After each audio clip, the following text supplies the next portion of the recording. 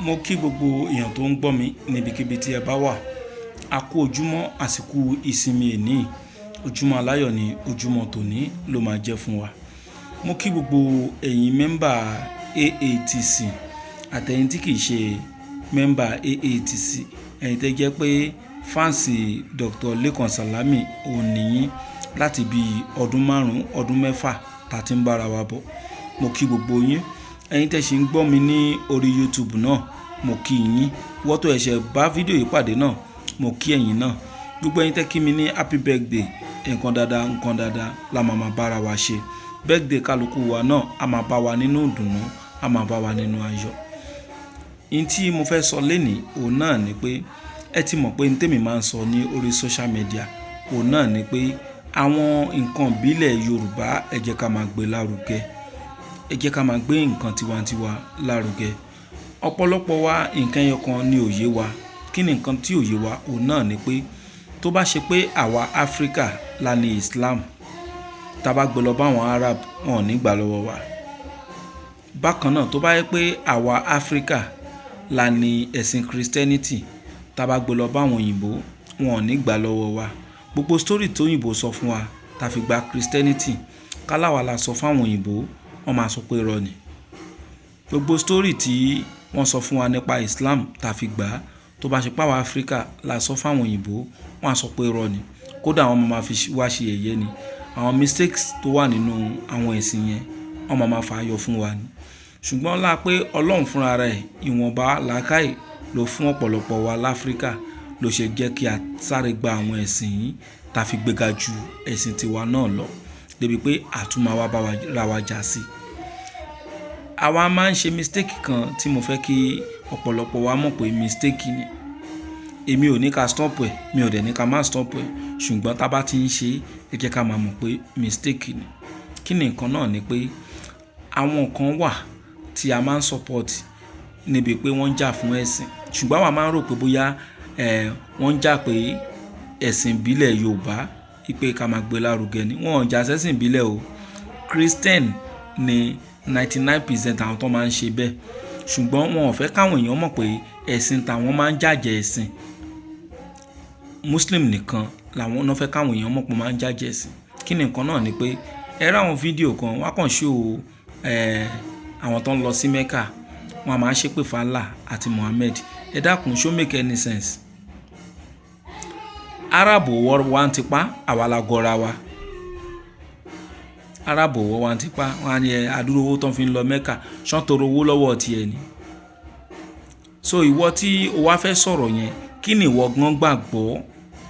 Ṣẹ́rí same people tó máa ń condemn Allah àti Muhammad lórí páwọn èèyàn lọ Mecca yẹn, same people yẹn náà ló máa ń tako ẹ̀sìn ìbílẹ̀. So kí náà wá gbàgbọ́? Time tó bá ń tako Allah àti Muhammad yẹn, wọn ò ní dárúkọ ẹ̀sìn tiwọn, wọ́n fẹ́ protect ẹ̀. Ṣùgbọ́n wọ́n á máa sọ̀rọ̀ bí ẹni tó yẹ pé ẹ̀sìn ìbílẹ̀ náà gbàgbọ́. Irọ́ ni, kì í ṣe ẹ̀sìn ìbílẹ̀ náà gbàgbọ́.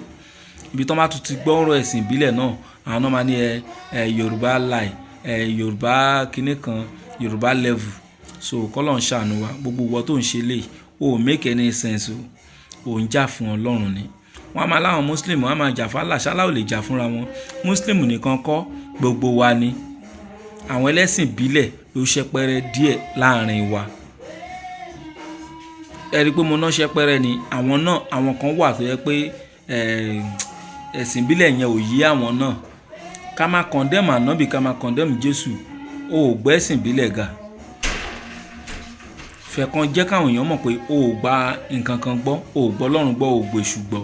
Ìyẹn dá. Ṣùgbọ́n kó máa pretend bí ẹlẹ́sìn ìbílẹ̀, kó máa tako Muslim, kó máa tako Islam. Ọ̀tọ̀ ni ọ̀tá Islam, ọ̀tọ̀ lẹ́lẹ́sìn ìbílẹ̀.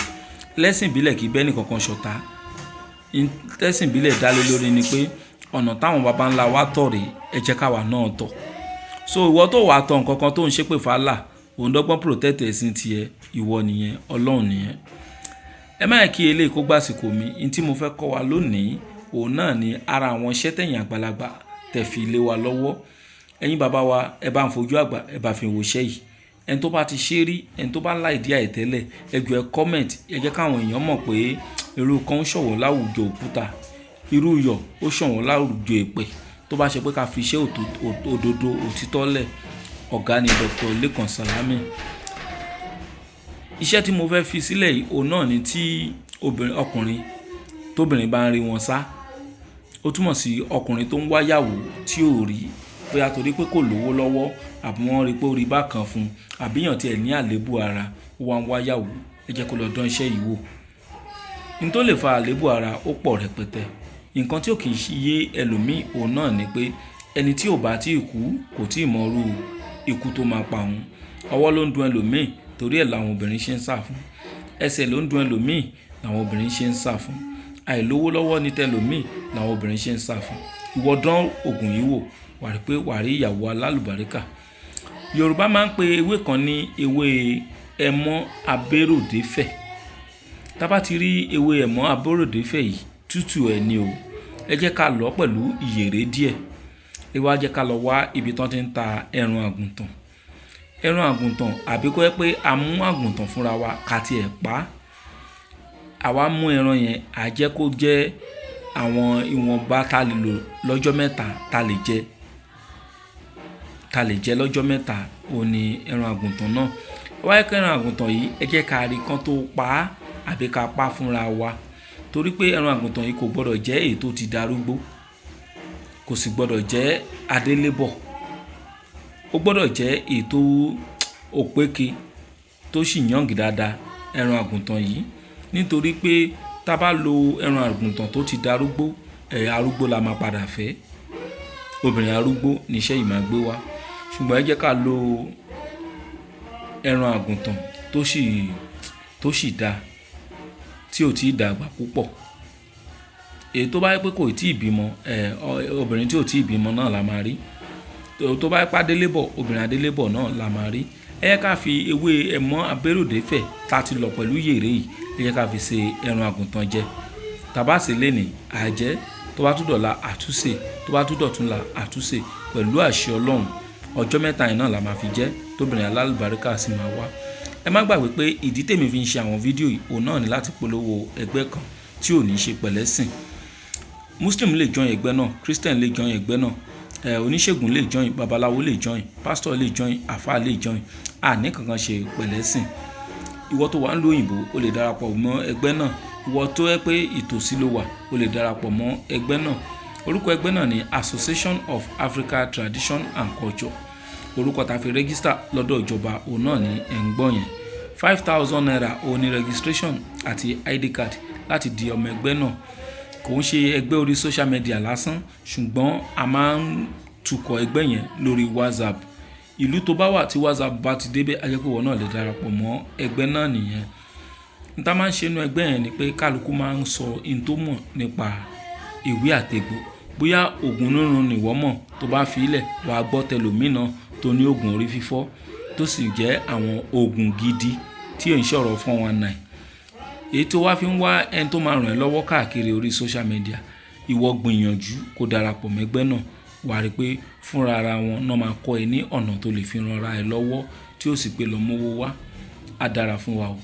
Láti lè mọ account number tá máa san owó náà sí, ẹ kàn sí mi lórí WhatsApp number mi 08028565188. Ẹ dákun kó tó di pé ẹ máa mú nọ́mbà mi, ẹ farabalẹ̀ gbọ́ ohun tí mò ń sọ dáadáa. Ẹ̀yin tẹ́ máa mú nọ́mbà mi, tẹ́ máa ní ẹ jọ oògùn kan mo fẹ́ béèrè lọ́wọ́ yín, mi ò ní dáhùn o. Torí kéèyàn lè wọ ẹgbẹ́ ló yẹ kí n fi nọ́mbà lẹ̀. Tẹ́gbẹ́ yẹn ò bá wù ẹ́ kì í ṣe dandan.